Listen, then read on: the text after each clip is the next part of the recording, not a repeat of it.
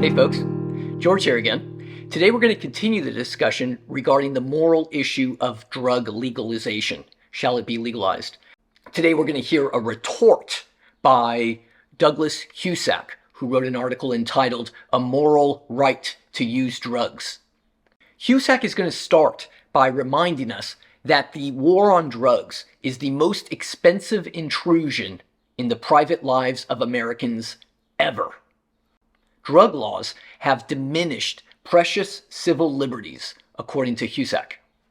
Husak suggests that a more viable strategy to combat drugs might attempt to identify and change the conditions peculiar to America that have led to widespread use.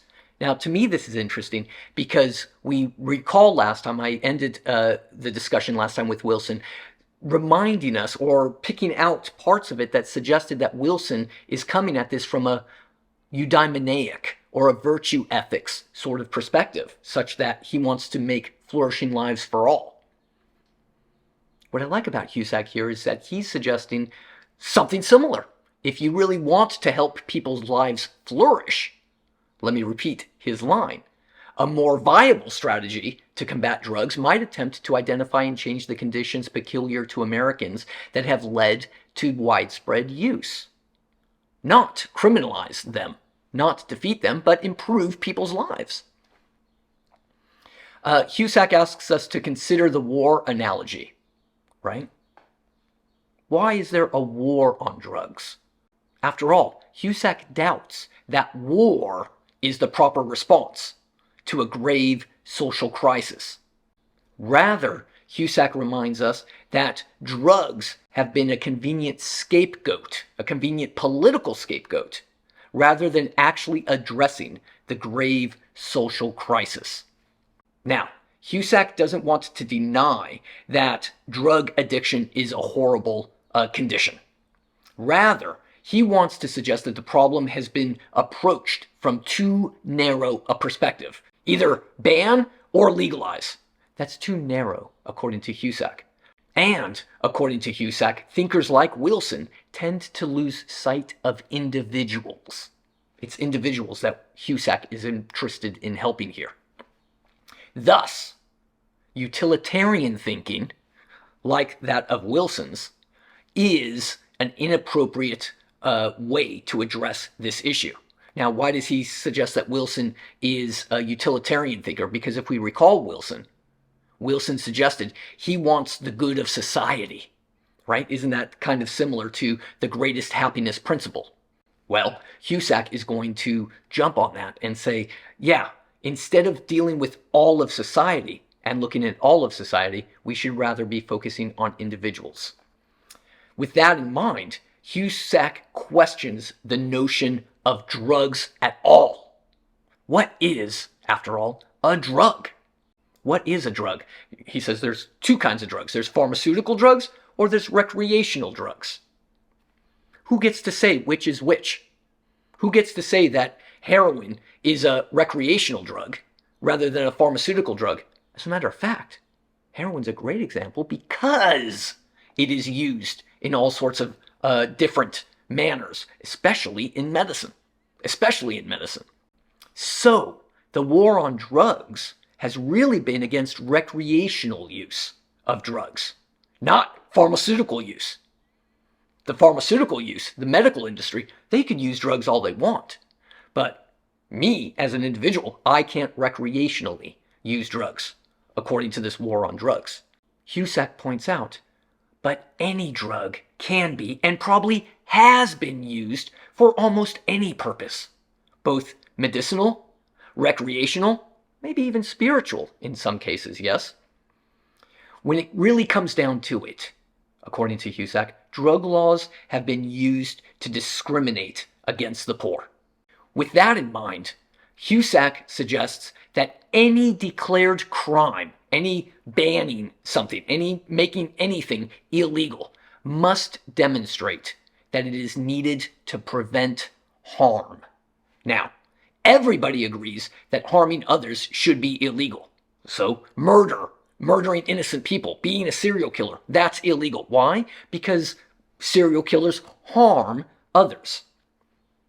But it's much more controversial when something is criminalized to prevent harming myself. So, Husak brings to the fore two key problems with this legal moralism. Rather than banning things because they harm other people, Husak says that people like Wilson are trying to ban drug use merely because Wilson finds drug use and drug addiction immoral. Husak calls this legal moralism, which in a later discussion that we'll talk about next time, might be rephrased as paternalism, treating people as a father. I'm the father, or the government is the father, paternal figure. The paternal figure telling children, us citizens, what to do with ourselves. That's paternalism, or legal moralism, according to Husak. First, the problem with this legal moralism or paternalism is that it can be prejudiced against some alternate lifestyles, certainly less popular lifestyles, yes? Second, it's absurd to suggest that drug use is inherently immoral. How could it be? Husak asks. Altered consciousness can't be immoral, right? Maybe, Husak admits, maybe drug use impairs human excellence or human character. But that shouldn't be the point of criminal law. That's not what law and criminal law should be about making me excellent. That shouldn't be the object of criminal law. Laws should not enforce a particular conception of human excellence. Now, Husak admits, wait a second, please don't misunderstand me. Please don't misinterpret my words here. Okay? First of all, Husak says, yes, people do have a moral right to use drugs. But Husak is not advocating drug use. Even though, after all, there is a moral right, according to Husak, to use drugs, that doesn't mean that drug use is beyond moral reproach. Perhaps, for example, drug abuse is wrong, right? Perhaps drug addiction is wrong. So the crux of all of Husak's key ideas here is that virtue ethics which James Q. Wilson was trying to put forward, the crux is that virtue ethics cannot really base any objections to drug legalization. Why? Primarily because criminal law shouldn't be about telling me how to live my life, telling me what a good life is.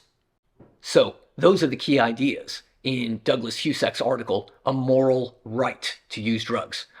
Just to really flesh this out, Husak is coming to all of this from a very liberal or philosophically liberal perspective.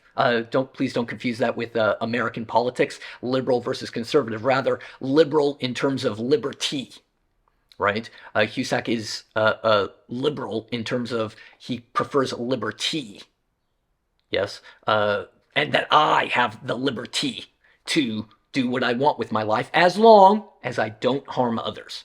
And that is Husak's key point against drug legalization. Yeah. Bye-bye. See you next time.